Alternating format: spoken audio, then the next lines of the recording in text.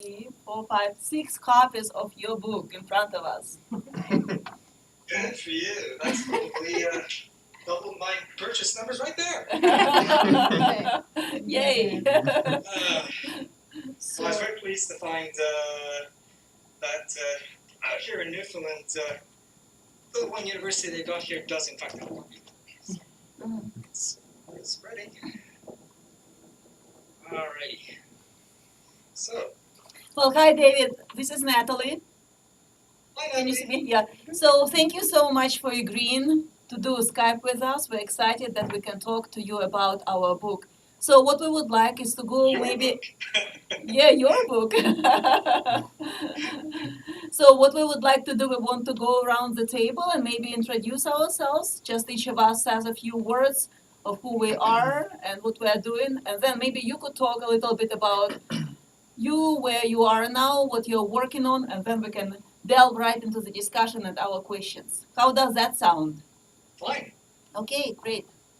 So I can start. So I'm Natalie. I'm now an associate professor of communications, the director of the social media lab, and my work relates to the theme of your book, Sharing Our Lives Online, because I've been interested in self-disclosure, in privacy, in psychological health, mental health issues, and so I have a number of papers and research projects related to this book. And as you know, I also wrote a review for this book, so I was excited to have an opportunity to get deep into your book and think about the themes and the contribution of this book. So again, I'm excited also about an opportunity to speak to you about this book. Thank you. Okay, Jordan. Yeah, I'm Jordan. I am a first-year master's student in information science, and I'm working in the lab currently on issues of cyberbullying, cyber-aggression, and ways you can curtail that online. Hi, I'm Francesca. I'm going into my third year here in the communication PhD program. In the lab, I work with Jordan and Sam. You'll meet shortly on cyberbullying as well. We're looking at how bystanders could, or how to make bystanders more likely to get involved and help out.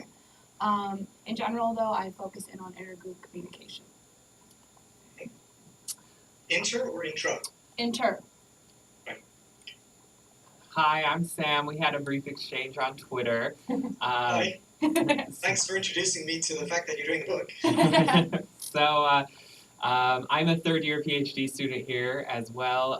Natalie is my advisor, and my work focuses on how people in our personal, really close relationships use communication technologies. That's me. Hi, I'm Shruti. I'm a second-year PhD student here, and Natalie is my advisor as well. And my work focuses on online decision-making, particularly how people make decisions about their personal data and online privacy issues. Great. Yeah, that's good. As it happens, where I used to work at University of Bedfordshire has a cyberbullying, cyberstalking, well, more cyberstalking center. I didn't get too much involved with it while I was there, but you might want to look it up, see what they're doing. But it sounds like you're all doing interesting work, and certainly very germane to my field. Probably means you'll poke some holes in my book, but that's okay. I'm not precious about this.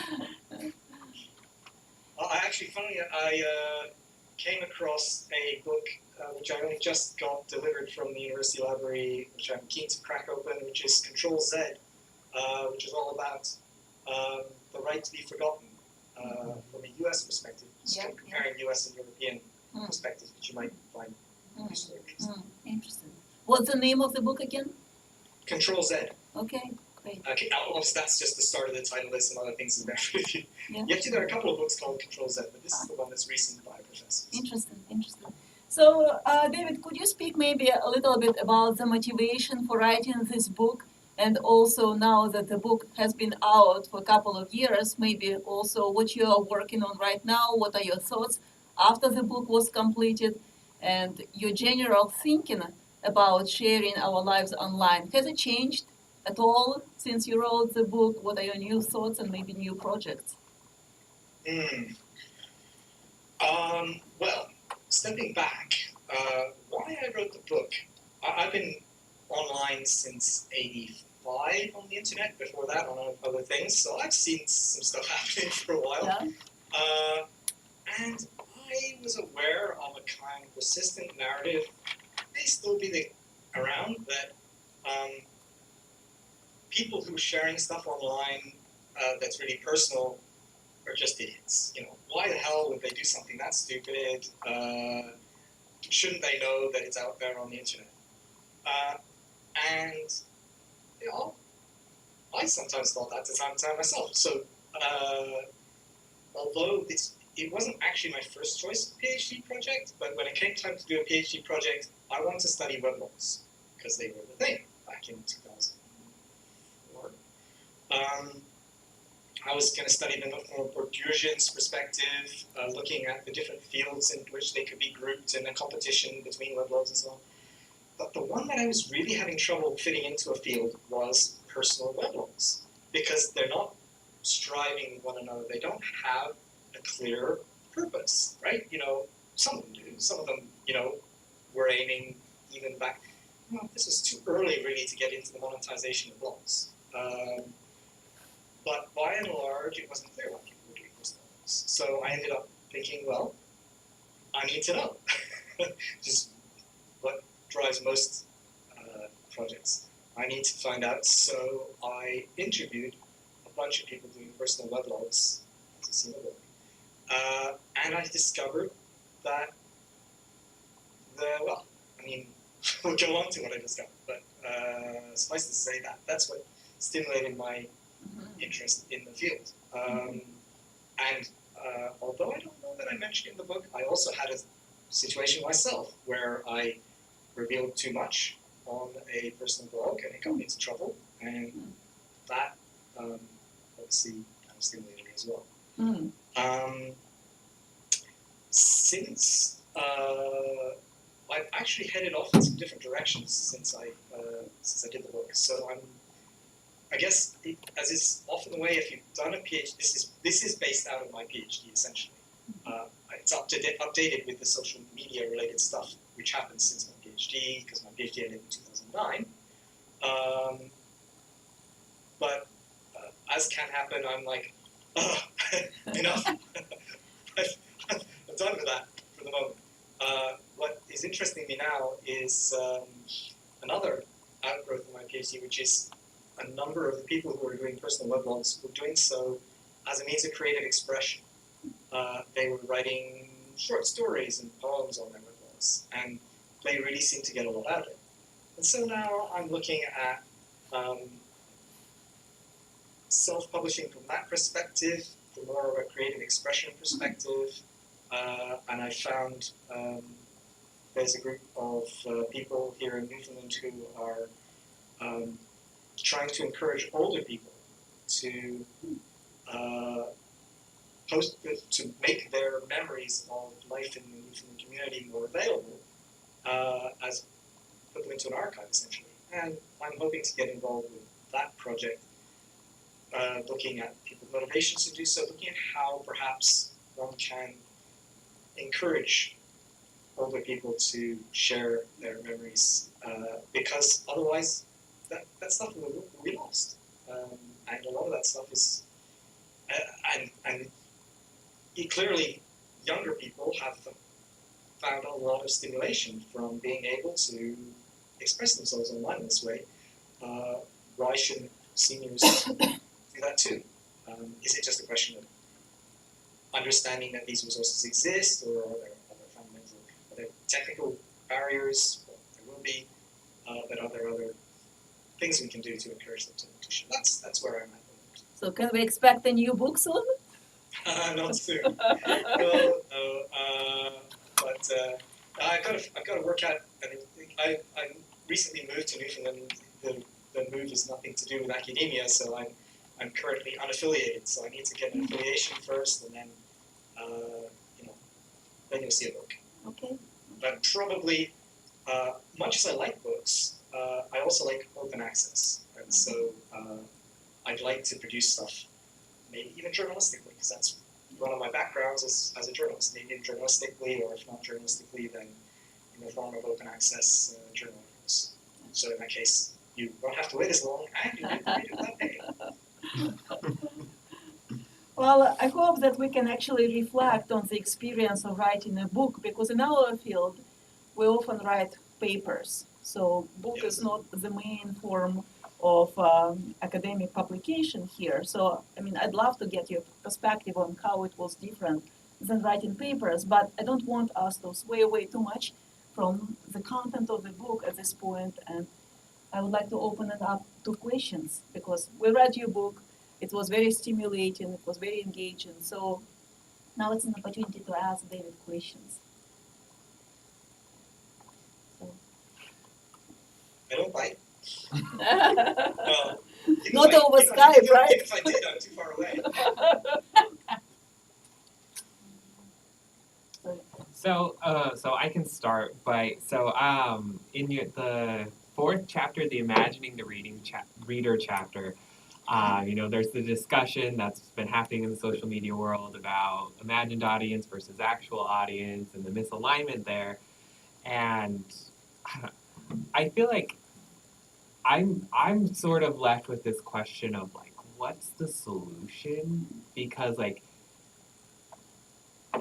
we know that like who you imagine your audience is going to be isn't necessarily who's going to see what you share, but at the same time, like, is that motivation enough not to be sharing to connect with some of those people that you want to see, like, or should we all just be acting like we're going to be like some political figure in the future and just like sharing really neutral, bland, vanilla stuff? Yeah. Like, because I know I touched on that a little bit in the conclusion, actually, about what I think could happen, what I think should happen in terms of the broader social. I do think in terms of people posting appropriately.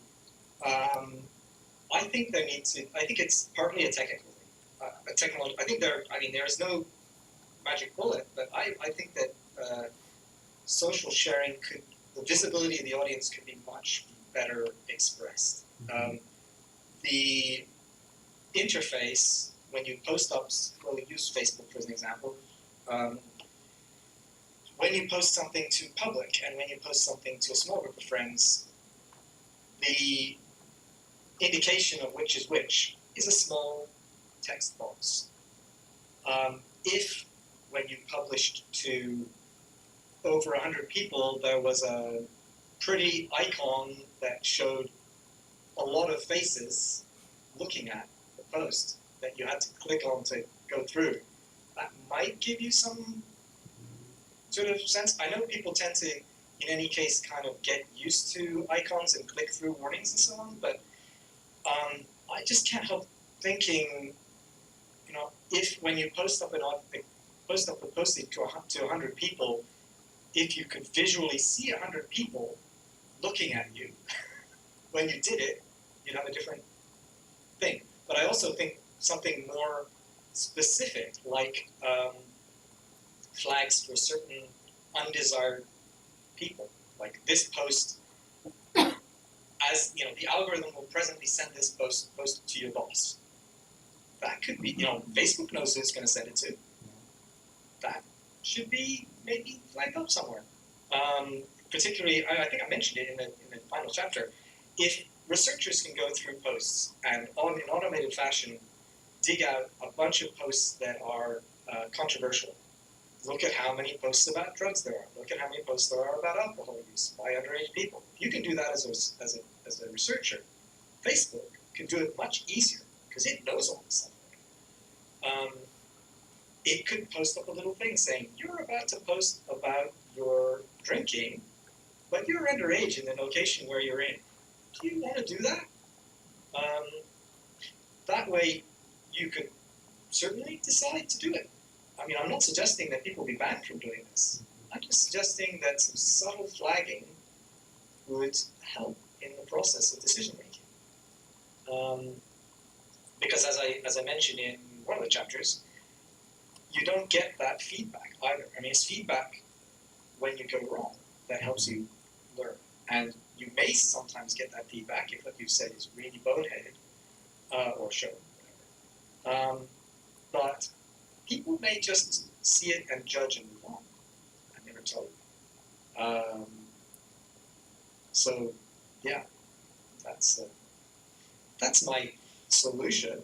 I think a broader solution is for us to decide as a society how we're going to treat mistakes. And I think we're all in the process of doing that.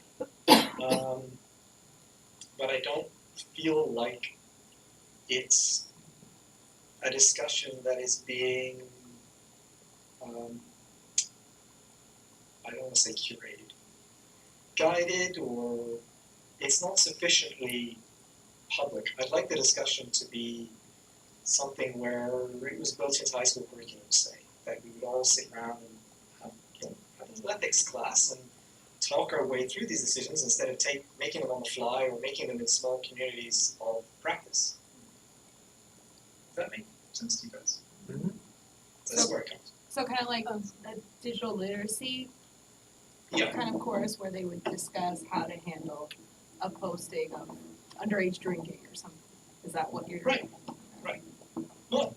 Not in a top-down way of saying you should not write about this, blah blah blah. I mean, there's a role for that at the younger ages, perhaps, but where we all sit down as we get older and we say, a friend of yours, or you are a boss and your employee says that they are underage drinking. How do you feel about that? Would you fire them or not, and why? And then talk through those issues. When we were talking about solutions, digital literacy in education was definitely one of the things that we settled on as being one of the most useful ways of sort of getting this consensus. But now that we're talking about it, I sort of wonder, given that social media connects us to such a broad set of people, such a range of people, globalized audiences, I wonder whether we would ever be able to get that sort of consensus when even across generations people have different opinions on the question that you just posed about, what would be a fireable offense, etc. So I wonder. Yeah, I very much doubt that we'll ever get to a consensus. But I think an awareness that there isn't a consensus is part of the understanding that people need to have. Because people often judge on the basis of how their peer group would judge a particular piece of behavior, and that they should know that their peer group is not the only one that's relevant in this case. So, knowing that there will be ways of misreading your stuff and ways in which people who aren't your peer group will see stuff is part of the education process. But I feel like the digital literacy argument can be a bit of a cop-out at times. Like, it's putting it right back on the user. Mm-hmm. And I think that there are wider, I think that the tech companies need to take a greater responsibility. And that literacy is not just a question, as it can often be, of we have devised some rules for you, follow them. But it needs to be much more collaboratively arrived at.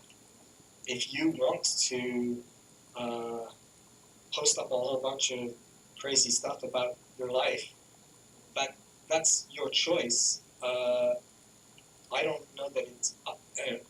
It's not up to the education system to tell you that's wrong. But B, even if it is, if the education system simply tells you it's wrong and you shouldn't do it, it'll just go away over, you won't pay any attention. But if you engage in a discussion with other people with other points of view, well, maybe, you'll think differently. So just to follow up on that point, I completely agree about feasible technological solutions, like you suggested, for example, flagging that can nudge people in a certain direction. But I wonder about implementation, right? When you think about technological companies, for many of them, the goal is to help people share information, right? So how do you see this kind of clash between what's good for users and what's good for the companies, right? How do we implement these types of solutions? Have you thought about that at all? Oh yes, I have. It's in the chapter. It's in the Okay. chapter. It's in the book. It's there. How do you think Yes. about it now? How do you think about it now? Thank you, friend. Yes. I I know you raised this issue, right, about the clash. That's why we're thinking about it. But how do you see? What's the solution here? I honestly don't think we are likely to see a solution coming voluntarily out of all of these companies. Because it's not just that they want to help people share. They have to encourage people to share. So it's not just like, oh, these people, they want to share, we're in this service. No, they need people to share and they need people to share more. So it's not in their interest to be good corporate citizens. I'm afraid that whether it's public lobbying or governmental action, they're going to need to be pushed. And one of the things that disturbs me slightly is that a number of the organizations who represent the public in relation to the internet,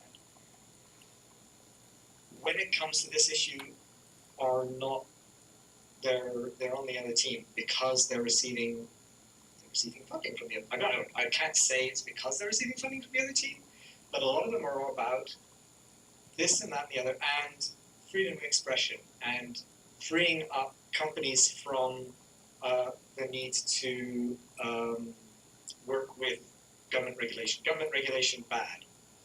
Well, that's not helpful in this particular instance, in my view.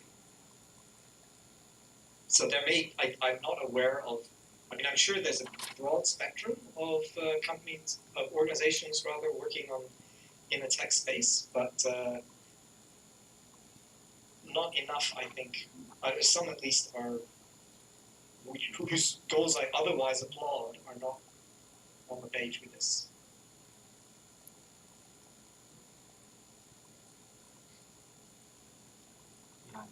Yeah, I mean, this conversation reminds me of like the recent turn of events at Facebook where they realized that people don't share personal information on there anymore. And so now they're specifically designing to increase the intimacy of how much people share. So. What does that relate to? I don't know, maybe I missed that, or maybe I haven't heard it in the terms. Yeah, Facebook, I probably within the last 3 months or so has like been pretty public about the fact that they realize that people don't share as much personal information on Facebook as they once did, and they need people to be sharing personal information on Facebook. So they're changing the algorithm and stuff to encourage. I've, because of my journalistic background, I read the same stories, but they were more talking about, non-personal information is getting cut back. News feeds and stuff like that. And I'm like, Okay. Well, Yeah, same thing. Yeah. Interesting. Speaking about personal information, so when you obviously this book is a lot about self-disclosure and sharing, oversharing. In this lab we've discussed different social media and the norms of sharing within. Specifically, Sam and a few of the undergrads have worked on a project looking at Grindr and how people disclose within Grindr. And I was wondering what you think about the social media sites that their norm is to overshare, to the extreme, like to the point that I guess our general norms are not that accepting of talking about sexuality and sexual practices. So I was just wondering, in terms of what you discussed in the book, what do you think about these kinds of sites that really are pushing the edge, I guess, and the implications of that? I think that in principle, there should be spaces in which you can be safe to do as much sharing as is appropriate in that space. The danger, of course, is leakage. And it will always be a danger, and it's something you've got to be aware of. Now, it's funny you should bring this up, because I don't know, did you hear today's news about the Daily Beast? No. Oh my gosh. Oh my gosh. What happened? So, okay, briefly, this imbecile went around with Grindr turned on, the Olympic Village and wrote a piece about a bunch of Olympic male athletes who responded to his Grindr stuff. Some of whom were quite possibly in the closet, some of whom were quite possibly from countries where homosexuality was illegal or whatever. He didn't care. And so, yeah, there never was any real protection in face-to-face communities either for people doing dangerous things, but the barriers were much less porous. You could say that you'd been to a gay bar and seen so-and-so, but you didn't have proof. Well, now, take a screenshot, it's all there. I think this is very regrettable. And I do think, and this is why in the book as well, I don't say, people shouldn't be on social networks, or we just got to cut everything back to the bare minimum of what a presidential candidate would want to see on their site. I think that would be a terrible outcome for social media. I think the good outcome would be people come to recognize an obligation not to share out of the context in which they found stuff. And the flip side being that if someone does share outside of the context, stuff that shouldn't have been shared in the first place, that other people pay it no heed, come down on the sharer rather than on the people shared about. And that's why one of the reasons why I talk about the need for an education process to foster that kind of attitude. But I guess I'm a liberal, right? What else am I going to say? I don't remember whether you discussed it in your book, but Helen Nissenbaum's theory of contextual integrity. Absolutely, yes. I think that's a very valuable theory. Very relevant to what you're saying about the role of context. Yes, that's key. Mm-hmm.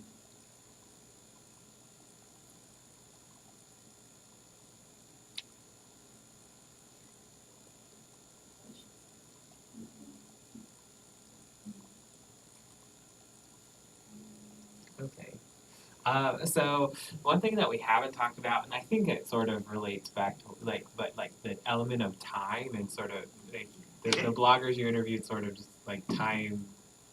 They didn't think about time. It wasn't the norm to go back. They didn't expect people to go back. I don't know. With the rise of Snapchat, where persistence is somewhat alleviated. Yeah. Do we think that that's sort of like a response to this persistenceness, or should we? I don't know. Well, Snapchat came up after I did the book, obviously, and I'm also not part of the community. Maybe you guys can help me out on this one, actually. The first discourse about it was it's all about sex pictures, and that's why they'll disappear. This next discourse has been about, well, it's all about people's need to protect themselves from their privacy and so on. I get the sense that there's actually something else going on as well, or instead of all that, which is people just not wanting or seeing the need to have this stuff all pile up. That it's as much not wanting to have people's feeds full of a bunch of stuff, rather than necessarily the transience being something that they, the fear of the future being the motivating driver. But we actually have a paper in our lab on Snapchat, so we'll be happy to share that paper with you to talk about mundaneness, how people use it for mundane purposes, just to share the ordinary moments, everyday moments in their lives. And we conducted interviews with undergraduates who were users of Snapchat. So if you'd like, we can send the paper to you. Sounds interesting. Yeah. Yeah, and maybe there is a sense of, well, if it's mundane, then it doesn't need to be shared, and so why would I bother? I mean, I got stuff in my Google Chat, not Google Chat, my Google Photos. My camera stores it all, and yeah, it's just like a big clutter now. It just gets in the way of finding the stuff I want. What was interesting in that paper, in that particular study, when it comes to Snapchat, we also found out that it's mostly used with close relations. And so teasing apart between whether it's who you communicate with versus the technology features, this permanence versus non-permanence of content, that was difficult to tease apart. So what drives mundaneness? Is it because I'm talking with somebody who I know, I trust, and so on? Or is it because it does not stay, right? It disappears. So that was the question that I think is interesting to answer and think about. Well, and as doubtless you encounter, people find it quite difficult to say exactly why they use a thing or a feature or whatever, and it's tied up with a lot of things, installed base and peer pressure and a bunch of other things. It's very hard to put your finger on that. Oh yes, well it's, I'm just thinking about my privacy. And